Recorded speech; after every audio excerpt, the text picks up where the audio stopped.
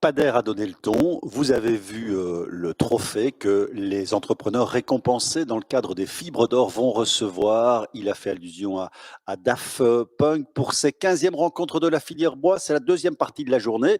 Il y aura les Fibres d'Or, la remise aux entrepreneurs qui vont être récompensés. Puis après cela, les ateliers auxquels vous allez participer nombreux, nous l'espérons. Merci de votre présence. Les 15e rencontres de la filière bois, c'est voir comment le bois peut être un allié précieux, efficace pour lutter contre le réchauffement climatique. Nous en avons parlé ce matin.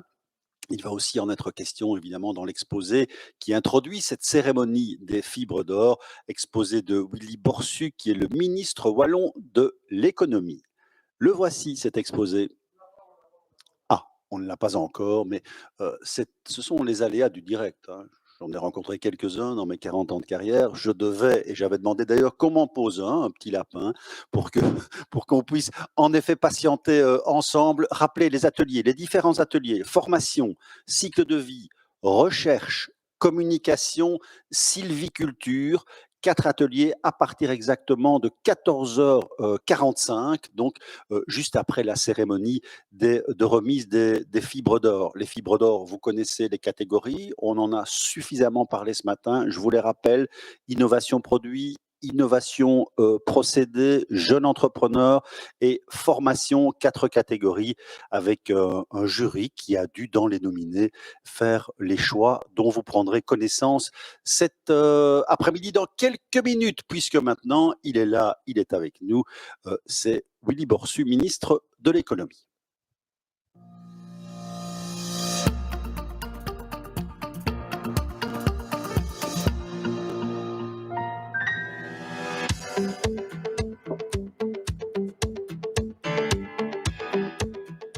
C'est un secteur qui est vraiment très, très important, où on retrouve bien sûr des passionnés, mais aussi beaucoup de professionnels, de gens qui sont engagés dans leur métier, dans leur création, dans le futur. Et puis, c'est un secteur qui, socio-économiquement, en Wallonie, est particulièrement important. Jugez-en plutôt. J'estime qu'il y a de l'ordre de 8000 entreprises et indépendants qui sont actifs. Et ceci représente plus de 17 000 emplois, pratiquement 18 000 emplois en région wallonne. C'est vous dire à quel point nous parlons non seulement d'un secteur auquel, bien sûr, nous tenons énormément, d'un secteur où il y a beaucoup de créativité, beaucoup d'investissement, beaucoup de professionnels, mais aussi un secteur qu'on doit considérer comme considérable pour notre économie wallonne, donc pour la Wallonie globalement.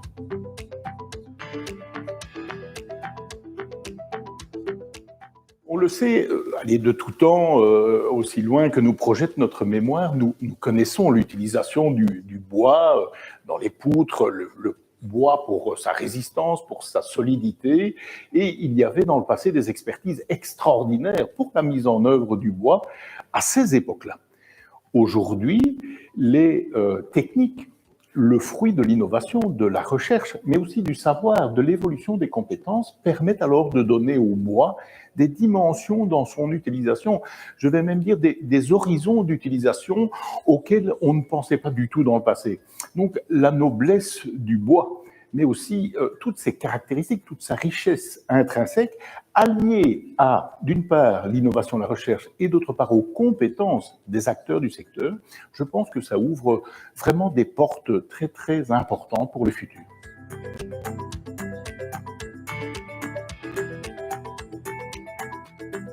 C'est vrai que le digital, le numérique a envahi. Bien sûr, on le voit en cette période de crise et de pandémie, des pans entiers de notre vie en société. Mais le digital, le numérique, c'est aussi par rapport à notre activité économique, par rapport à l'activité de nos entreprises, de nos industries, c'est devenu un allié, un outil, si vous me permettez l'expression, qui est vraiment indispensable. On parle aujourd'hui d'industrie 4.0, on parle aujourd'hui de techniques de modélisation. Je ne dois pas vous parler dans le secteur de la construction du Building Information Modeling, donc le fameux BIM, mais aussi d'utilisation de scanners 3G, de différentes gestions de données, de toute une série d'éléments qui, dans le passé, n'étaient pas connus. Donc, l'ensemble de ces éléments de digitalisation nous permettent aussi, à la fois d'entrevoir des usages et de concrétiser des usages différents, mais également d'être compétitif par rapport à un certain nombre d'interlocuteurs étrangers, par exemple.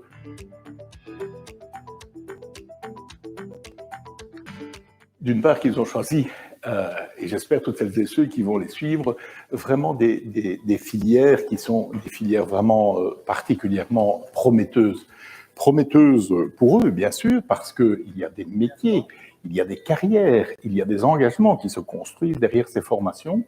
Deuxièmement, on sait que ce soit avec l'IFAPME, que ce soit avec le centre de compétences Wallonie-Bois, on sait que nous avons vraiment, compte tenu de l'évolution du secteur de la construction au sens large, mais des nouvelles utilisations du bois, de ces nouvelles techniques que nous évoquions il y a quelques instants, nous avons besoin vraiment d'un bon niveau, à la fois de formation initiale, pour celles et ceux qui vont se lancer dans une carrière, mais aussi de formation continuée tout au long de la carrière, et puis notamment à travers l'IFAPME, de ces formations qui permettent de devenir indépendant, chef d'entreprise, bref, d'être aussi des moteurs de cette économie du bois que vraiment nous soutenons.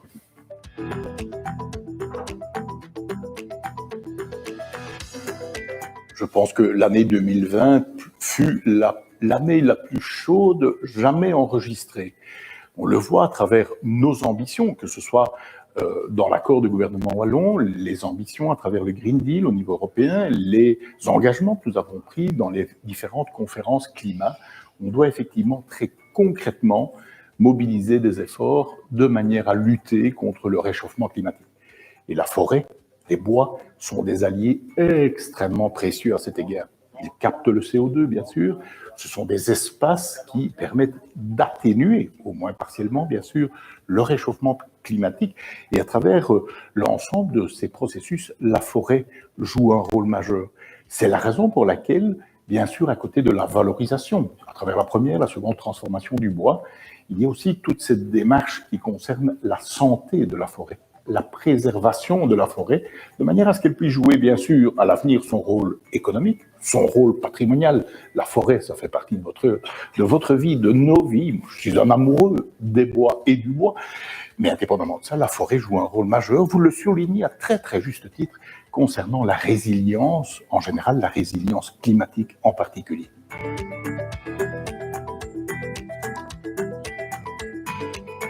Je pense que c'est un statut qui est bien sûr mérité parce que, d'une part, le bois est une ressource qui est renouvelable.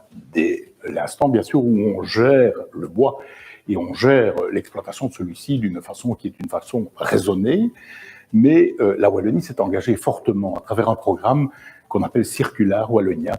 L'objectif est de pouvoir utiliser et réutiliser encore les matériaux de façon très très importante. Ça concerne des matériaux de construction en général.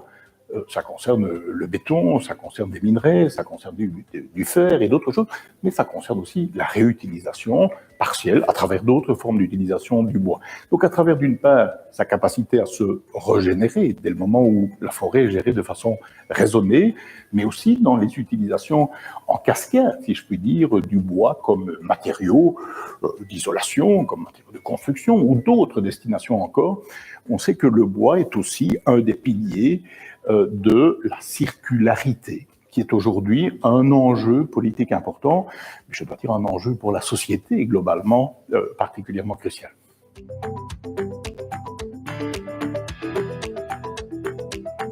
Je voudrais aussi les remercier parce que tout ce travail d'innovation, tout ce travail inventif, créatif, je connais pas mal d'entreprises dans le secteur, pas mal d'indépendants dans le secteur, c'est vraiment remarquable. Il faut savoir le dire, mais merci pour tout cela.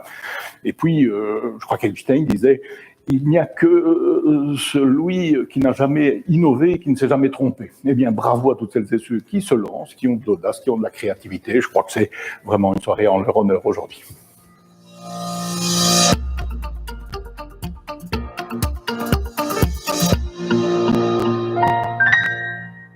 En effet, pour prolonger le discours de Willy Borsu, ministre de l'économie au gouvernement wallon, l'enthousiasme, la créativité, l'audace vont être récompensés dans la remise de ces fibres d'or. Voilà, il est là devant moi, ce trophée, hein, sur un socle de marbre noir de Mazie. La fibre a été fabriquée dans le centre de développement technologique Ciris. C'est une fabrication en 3D métallique et elle a été recouverte d'une mince couche d'or. Donc voilà, elle est convoitée forcément par plusieurs d'entre vous qui vous êtes présentés au jury dans différentes catégories. Alors, il y a l'innovation produit, l'innovation procédé, on fera la distinction tout à l'heure, on vous rappellera quels sont les éléments de distinction, l'un et l'autre sont très proches, et puis il y a la formation, et la première catégorie, c'est celle du jeune entrepreneur. Alors, jeune entrepreneur, c'est le critère de la jeunesse. Il faut avoir moins de 40 ans pour être susceptible de remporter la fibre d'or dans cette catégorie. Il faut avoir précisément fait preuve d'enthousiasme, d'audace dans le cadre de la filière. Et le critère de sélection sur la jeunesse, vous allez voir qu'ils sont jeunes. En effet, les entrepreneurs qui étaient nominés dans cette catégorie dans la vidéo que voici.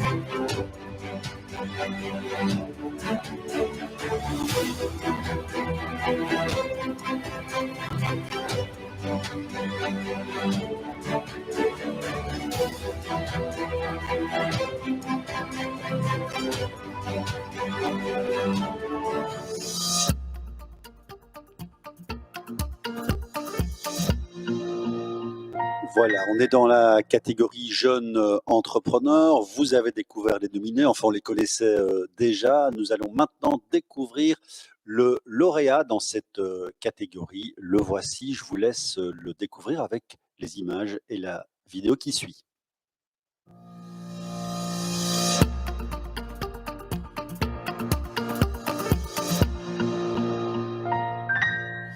François Morison est gérant de la SPRL d'Urwood qui l'a lancé il y a 4 ans.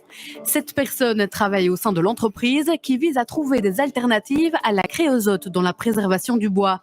L'entrepreneur, qui se dit spontané, a fait du bois sa passion. J'ai fait mes études d'ingénieur en forêt à Jean-Blou et derrière ça, j'ai directement commencé dans l'industrie de l'imprégnation du bois où je suis resté 12 ans avant de créer cette petite start-up d'Urwood qui est justement là pour essayer d'apporter un peu d'innovation dans notre filière. Mon grand-père est scieur, mon frère charpentier, donc on est tous un petit peu dans la filière bois depuis toujours. Moi, c'est vraiment un matériau qui me passionne parce que au XXIe siècle, on parle d'écologie, de gestion durable, de matériaux renouvelables, écologiques. Le bois cumule toutes ces qualités et à ce titre-là, c'est vraiment quelque chose qui me fait vibrer. L'imprégnation à la créosote, voilà, c'est quelque chose qui a fait beaucoup débat depuis 20 ans, l'utilisation de ces produits qui sont un peu aussi cancérigènes et pas nécessairement les plus propres d'un point de vue environnemental. On a essayé d'imaginer et de travailler sur des traitements plus respectueux de la santé humaine et de l'environnement. Je pense que l'innovation, c'est un peu le moteur des entreprises, que ce soit pour moi ou pour l'équipe, parce que quand on a des projets de développement avec une certaine philosophie qui est cohérente par rapport à l'époque dans laquelle on le vit, je pense que ça motive tout le monde pour les challenges que ça représente et puis aussi au niveau de l'éthique. On a fait le choix, par exemple, ici de travailler exclusivement avec des bois certifiés, FSC ou PEFC. Ce sont des choses dont on est fier.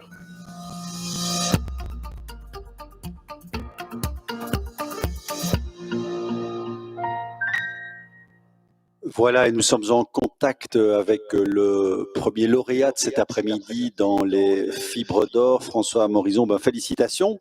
Voilà, vous avez reçu ce premier trophée de l'après-midi. Je présume voilà, que vous êtes au-delà de la satisfaction, que c'est une récompense qui va vous pousser encore davantage à être audacieux pour le reste. Alors, tout d'abord, merci beaucoup pour cette reconnaissance. C'est vrai que ça fait toujours plaisir d'être reconnu parmi ses pairs. Je pense que ça fait plaisir à toute l'équipe qui travaille dur tout au long de l'année sur les projets que nous avons établis il y a 4 ans maintenant. Et effectivement, ça peut nous inciter à continuer avant. Oui, alors est-ce que, bon, dans ce que vous avez mis en place, c'est tout un travail d'équipe, cette démarquant, cette réflexion pour remplacer la créosote? Alors, ce sont des réflexions qui sont en cours depuis, on va dire, une quinzaine d'années, mais vraiment le projet catalyseur, c'était une réflexion que nous avons menée avec SNCF Réseau en France. Il y a des gros besoins à travers ce bois, donc c'est quelque chose qui a été entamé en 2017 pour aboutir en 2019 à une station expérimentale qui nous a permis d'installer tout un tas de chantiers prototypes à travers le réseau ferroviaire français. Alors, vous avez suivi, je l'espère, les débats de ce matin et vous aurez compris combien l'enjeu est essentiel. De toute façon, il est déjà en vous, cet enjeu. Un développement durable, vous le répétez à plusieurs reprises dans votre exposé, dans la petite vidéo qu'on a vue. Plus que jamais, la suite de votre travail, vous êtes un jeune entrepreneur, sera conditionnée par cet aspect-là des choses traitées ce matin. Oui, tout à fait. Je pense qu'à l'heure actuelle, le développement durable fait plus que jamais partie des stratégies que doivent adopter les entreprises. Et à l'heure actuelle, on se voit mal avoir des perspectives d'avenir et des stratégies de développement en omettant la case développement durable. Je pense que le ministre vient de le répéter dans son discours. Le bois est un matériau noble, écologique, renouvelable et un stock de carbone. Et je pense que effectivement, cette dimension du bois doit se retrouver dans la stratégie d'une entreprise qui travaille pour la nature. Alors, vous êtes très imprégné, vous, de ce message, hein, on le sent et vous le confirmez ici dans votre intervention. Vous sentez que ça percole aussi de plus en plus dans les clients qui sont les vôtres, dans tous ceux que vous côtoyez? Oui, on sent depuis quelques années, puis les raisons de crise sanitaire nous font compliquer ce message, on sent qu'il y a une possibilité. Il a d'abord été exprimé peut-être par les pouvoirs publics, mais on sait bien que le tout public maintenant est sensible à la préservation de notre environnement et de notre planète, puisqu'il faut quand même qu'on laisse une planète en état pour les générations futures. Alors, un autre projet en perspective, vous avez quoi dans la tête? Écoutez, ça fait 3 ans qu'on a initié ce premier projet, spécifiquement dédié au travers de chemin de fer et au vélo électrique. On a d'autres projets, toujours dans la valorisation en circuit court et des méthodes de préservation les plus propres possibles en fonction de l'application visée. C'est-à-dire que peut-être des imprégnations totalement neutres et contenant aucun biocide pour des applications de classe 3, etc. Ça, c'est le chapitre suivant. Bon, désormais, François, il y aura un peu d'or dans votre entreprise, puisque la fibre en est recouverte, fabrication 3D, on vous l'a dit. Encore toutes les félicitations de toute l'équipe de la filière bois, et on suivra évidemment votre parcours, puisque vous êtes un jeune entrepreneur et que vous n'avez pas dit votre dernier mot dans cette filière bois. À bientôt, François, et bravo encore. Merci beaucoup. Au revoir. Au revoir. Voilà, ça c'était la première des catégories, la première des fibres d'or avec François Amorizon de l'entreprise Durwood. Maintenant, c'est la catégorie innovation produit. Alors la distinction, on a insisté là-dessus quand on a préparé cet après-midi, cette remise de distinction entre l'innovation produit et l'innovation procédé, puisque la distinction, elle est ténue, la nuance est importante quand même, puisque de développer un procédé peut mener à la fabrication de nouveaux produits, tandis qu'un nouveau produit peut mener à la mise en place, un produit peut mener à la mise en place d'un nouveau procédé. Bon, voilà. D'ici, c'est d'abord la catégorie innovation produit que nous allons évoquer et mettre en avant en vous faisant découvrir les nominés.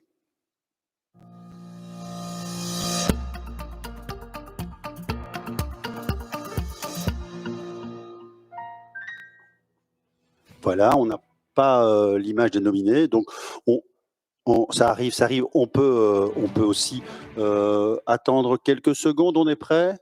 Oui, vous me dites quand on est prêt. Hein. On est parti. Innovation produit.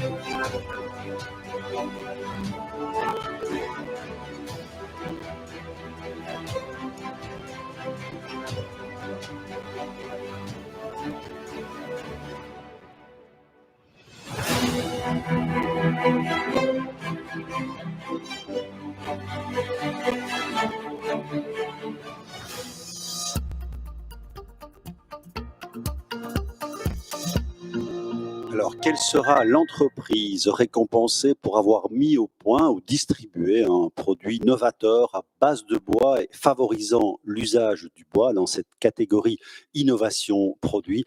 Eh bien, c'est maintenant que nous allons découvrir avec la vidéo de ce lauréat.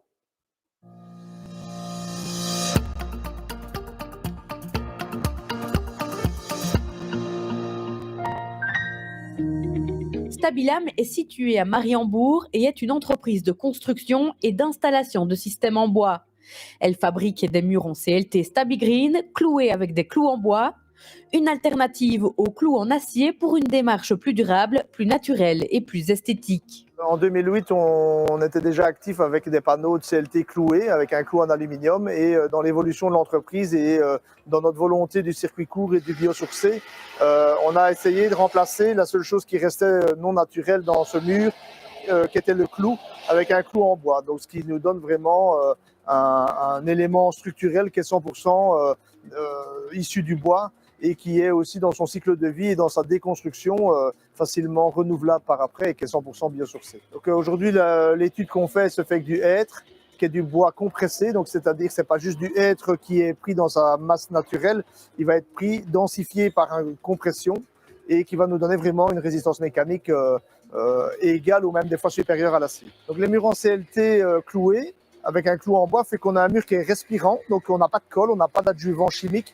donc on est vraiment dans un bois massif, ce qui nous permet aussi de valoriser des planches qui à l'origine ne sont pas des planches d'origine destinées à la construction, donc ce qui est plutôt du bois de palette, du bois de côté sur les grumes, et ce bois va avoir une plus-value, donc au lieu d'être dans un cycle de vie de quelques années avec une palette, ben ici il va être dans un cycle de vie de 50 ans, pour une maison ou un bâtiment constructif. Aujourd'hui, je pense que toute la consommation en général est dans cette direction-là. Circuit court, valorisation des essences locales, essayer de donner une plus-value à une matière première qui à l'origine n'était pas destinée à être utilisée dans ce secteur-là. Donc oui, c'est vraiment... Déjà, c'est une volonté de l'entreprise depuis 30 ans d'aller vers ce développement-là, mais c'est aussi une volonté, je pense, aujourd'hui de la demande du consommateur. Donc aujourd'hui, les murs en CLT, dans notre production à nous, ça représente plus ou moins 40% de notre volume, où on est avec un mur cloué en aluminium. Là, maintenant, le bois, je pense qu'à terme, va même détrôner l'aluminium. On en aura même notre volonté de le remplacer à 100%.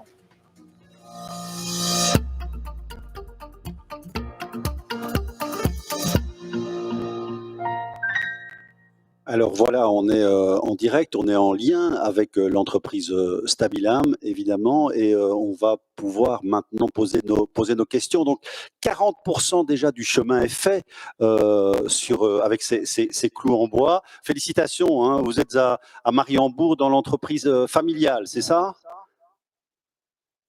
Attendez, ouais, le micro, il faut... Exactement, entreprise familiale à Mariembourg. Voilà, entreprise familiale qui a été fondée en quelle année?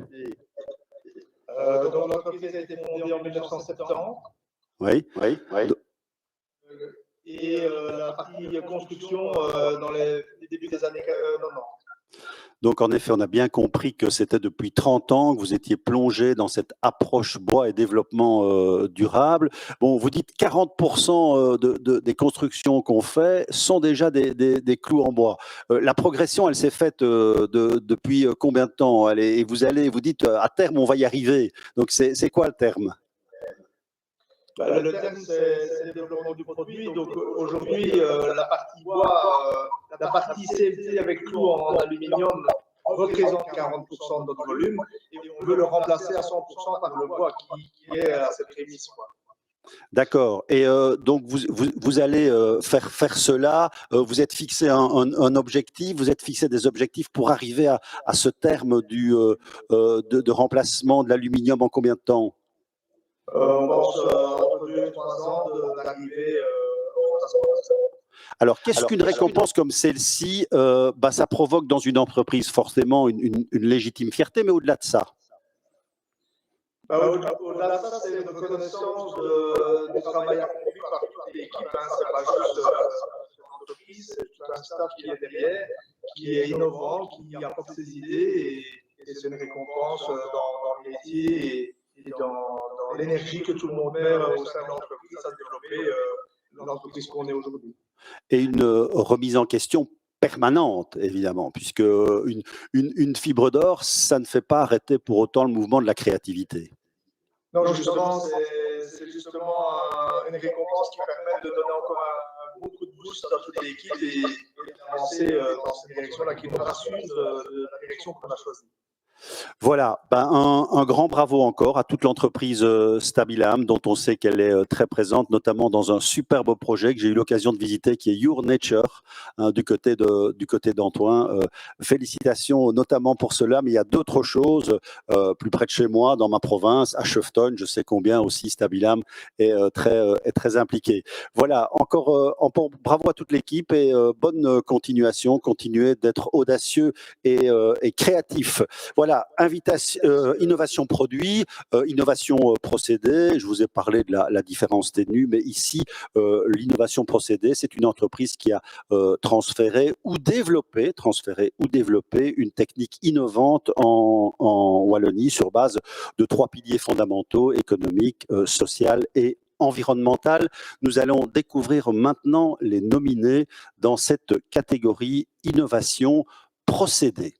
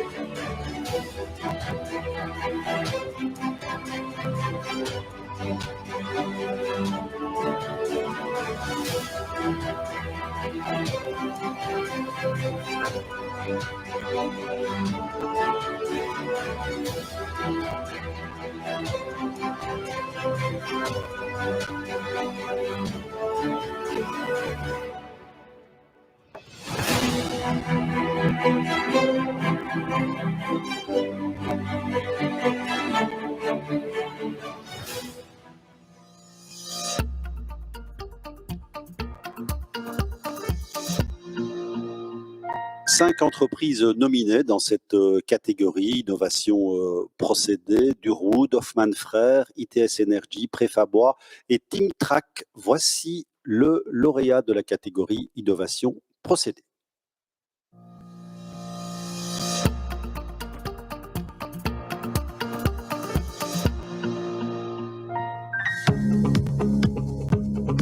Située à Rennes, la société TeamTrack innove dans le secteur bois en développant un scanner dendrométrique.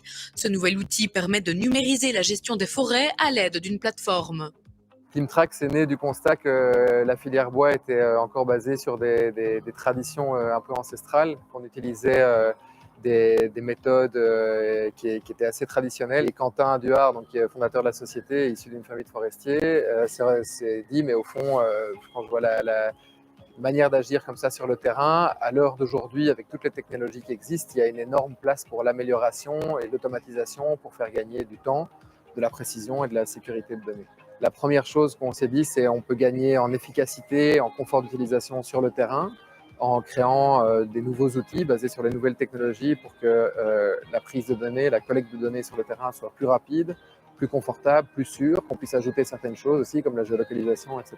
Comment est-ce qu'on peut automatiser cette gestion de données? Et l'idée était de lier nos outils de terrain avec cette plateforme de gestion qui va permettre de processer toutes les données de manière automatique. Comment ça fonctionne? C'est tout simple. Donc il y a différents capteurs en fait dans l'appareil.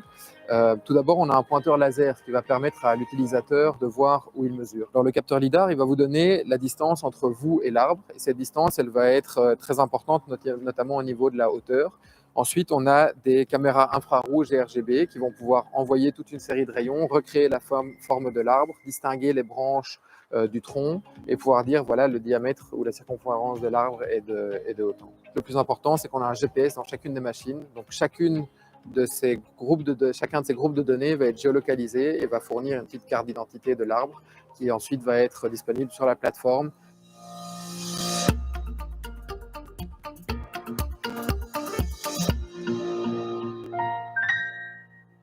Ben voilà, c'est le moment maintenant d'aller retrouver en direct Geoffroy de Cagnières dans son entreprise TeamTrack à Rhînes, où désormais trônera en belle place, je n'en doute pas, la fibre d'or qui récompense votre travail dans l'innovation procédée. On vous sent heureux, joyeux, c'est une belle reconnaissance, Geoffroy. Oui, bonjour. Mais effectivement, on est super contents et donc ravi de profiter de l'occasion aussi pour féliciter l'Office économique wallon-bois et tous les organismes qui ont mis ça sur pied, parce que c'est ce genre d'initiative qui fait avancer la filière, donc c'est top. Et alors, je profite aussi pour remercier toutes les équipes de TeamTrack, parce que c'est un prix à toute la société. Je pense que l'un ou l'autre sont en train de regarder, donc bravo à vous tous. Ouais, bravo à eux tous. Vous êtes combien dans cette société, Geoffroy? J'ai bien compris la tradition forestière dans la famille et dans le chemin de plusieurs d'entre vous, mais combien de personnes? Alors, oui, donc tradition forestière, c'est le lien entre la foresterie et la technologie. Et aujourd'hui, donc, il y a Quentin qui est CEO et fondateur, moi qui l'ai rejoint, qui m'occupe de tout ce qui est vente, et puis on est 4 développeurs en plus et un commercial. Et puis on se traite avec des ingénieurs, des centres de développement technologique, etc. Utilisation de votre scanner au-delà de nos frontières wallonnes déjà? Ah oui, ça, on est ravis d'avoir pu commencer sur le marché wallon, parce qu'on est quand même un peu chauvin et fiers de notre pays et de notre région, mais la forêt, c'est un marché de niche, surtout dans la gestion, donc on est poussé à aller au-delà des frontières. Aujourd'hui, on est dans 8 pays. Le produit se développe bien, les clients sont contents et c'est juste le début, donc ça va commencer et on va voir ça au cours de l'année à venir, notamment, on va continuer à avoir un développement assez fort. Prochain marché visé, allez, prochain objectif duquel vous n'êtes pas loin, puisque vous connaissez ça sur le bout des doigts, je présume. Et du coup, là, on commence à être actif un peu partout en Europe, donc on va renforcer notre expansion au niveau européen, et puis on est en train de regarder outre-Atlantique, donc plutôt du côté nord de l'outre-Atlantique. D'accord. Dans le développement du produit sur lequel vous travaillez, qu'est-ce qu'il lui manque encore quelque chose, ou bien il est très abouti déjà? On a déjà compris qu'il était très abouti. Alors, il est très abouti et ça fonctionne bien, mais c'est clair que ce qui est aussi la philosophie et l'essence de la société, c'est d'avoir un développement permanent continu. Tant en termes de hardware, d'outils que vous avez vus, mais qui sont toujours liés à la plateforme, on en a vu aussi sur la vidéo. Donc oui, c'est très abouti, ça fonctionne très bien, et oui, on va continuer à développer non-stop. On est dans l'innovation, la technologie, tout ça va très vite, donc on est sur la balle et c'est notre rôle d'amener ces technologies de pointe au service des forestiers et de les rendre abordables. Ça me plaît bien que vous soyez sur la balle, Geoffroy. TeamTrack récompensé dans cette catégorie de innovation produit. Eh bien, maintenant, innovation procédée. Pardon, hein, voilà, forcément, je devais encore en faire un petit lapsus. Mais voilà, on va terminer. Merci, Geoffroy. On va terminer avec la dernière catégorie, celle de la formation, un aspect essentiel, évidemment, pour croître dans un marché en constante évolution. C'est une évidence et nous allons découvrir, bah ouais, là c'est un peu spécial, le nominé, et vous avez compris.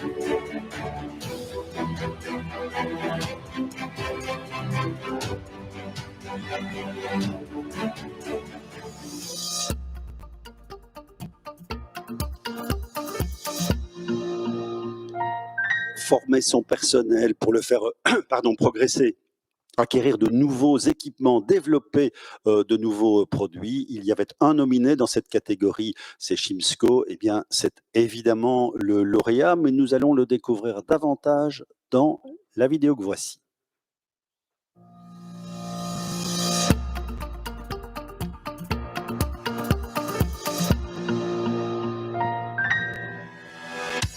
Situé à Ciney, le groupe Chimsco est spécialisé dans la construction de charpentes et ossature bois.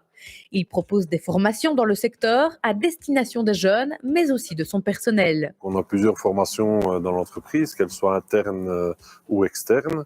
Donc les premières sont vraiment ciblées vers la formation sur chantier. Donc on a des formations qui se font soit en alternance, soit 2 jours école, 1 jour école, 3 jours chantier, ça dépend un petit peu les écoles. Ici on a une formation de charpentier monteur ossature bois.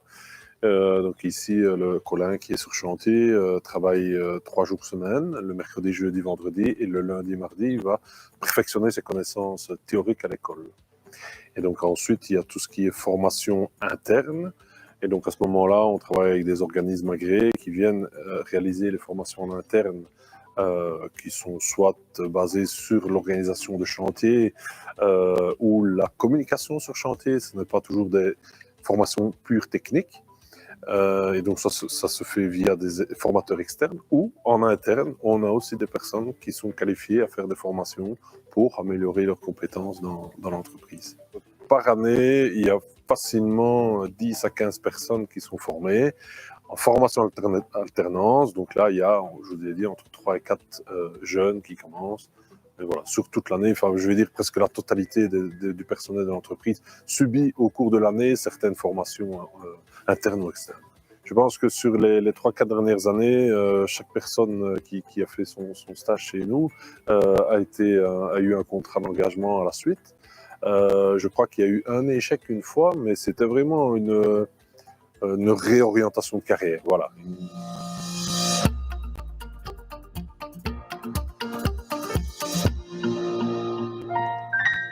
Voilà, et à Ciney, Xavier Michaud, qui est un des dirigeants de cette entreprise Chimsco, spécialiste de la construction en bois, nous attend. Bonjour Xavier, ça me fait toujours plaisir d'avoir un Condrusien à mon micro, région que je connais bien, les Cinassiens. Ciney, donc une récompense, Xavier, pour récompenser la formation, qui est une histoire qui appartient à l'histoire de votre entreprise. Ça fait partie de votre ADN. Oui, bonjour Michel, vous m'entendez, oui. Voilà. Cinassien et Jeudinois, Michel. Oh là là, si vous cumulez les deux. Un bon mix. Voilà. Donc la formation, ça fait partie de l'ADN de l'entreprise. Depuis toujours, c'est une ligne directrice. Oui, c'est ça. Mais donc l'entreprise ici approche les 20 ans et donc on a dû évoluer et s'adapter au marché. On a dû former le personnel parce que la construction bois n'était pas, 10 ans, un acteur principal comme il le devient maintenant. Et donc, on a adapté notre personnel à apprendre ce métier du bois en interne. Alors, les résultats de l'entreprise s'en sont automatiquement ressentis. Vous avez senti qu'en faisant progresser la formation, bien, les résultats de votre entreprise étaient meilleurs? C'est difficile à mesurer parce qu'une entreprise, c'est vraiment global. Mais en tout cas, les résultats, je pense, qui vont vers le haut, c'est sûr, on progresse. Mais en tout cas, il y a vraiment cet esprit de groupe et d'équipe qui se fait quand vous formez quelqu'un. Il n'y a rien à faire, vous prenez quelqu'un par la main, vous l'amenez vers un métier qui va lui plaire, un environnement qui va lui plaire. Et chacun progresse intérieurement, et évidemment avec toute l'équipe.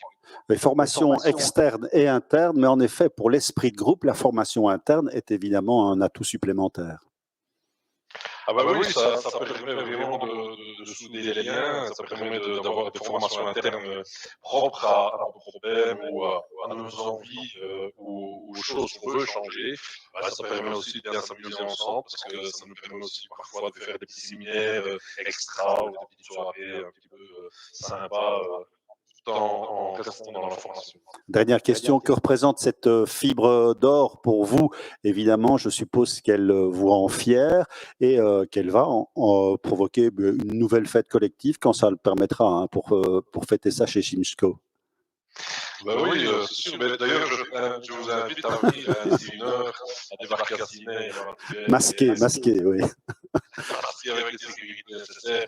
Mais très fier d'obtenir cette première fibre d'or. J'espère vraiment les autres années pouvoir encore participer et encore mettre en avant notre entreprise, la qualité de notre personnel, la qualité de nos produits. Donc très fier. Et voilà, je lance ma petite étoile. Voilà, c'est super. Voilà, bravo à l'entreprise Chimsco, bonne continuation à vous avec la formation. On n'en a jamais fini, hein, on le sait, Xavier, c'est toujours à recommencer, mais manifestement, vous êtes bien dans cette mouvance-là. Ben voilà, ici se termine la remise des fibres d'or dans les 4 catégories. Saluez avant de vous quitter et avant de vous donner rendez-vous dans les ateliers, les membres du jury indépendant qui ont désigné les lauréats dans l'ensemble des nominés. Sylvie Lutz, gestionnaire de projet en construction durable à la direction du développement durable de la SPOE. Thomas Baudot, qui est chargé de mission structuration filière bois au sein de l'interprofession Fibois Hauts-de-France. Et Renaud Delay, expert en transformation numérique des entreprises à l'agence du numérique. C'est eux qui ont fait ces choix, évidemment, en toute indépendance. Encore bravo à vous qui avez participé, bravo aux lauréats. Et à l'année prochaine pour les 16e filières bois qui ne sont pas terminées puisque les ateliers vous attendent dès maintenant. Et ils vont vous faire participer aux thèmes qui sont prévus par les organisateurs. Merci d'avoir été attentifs dans cette édition spéciale et bonne fin d'après-midi.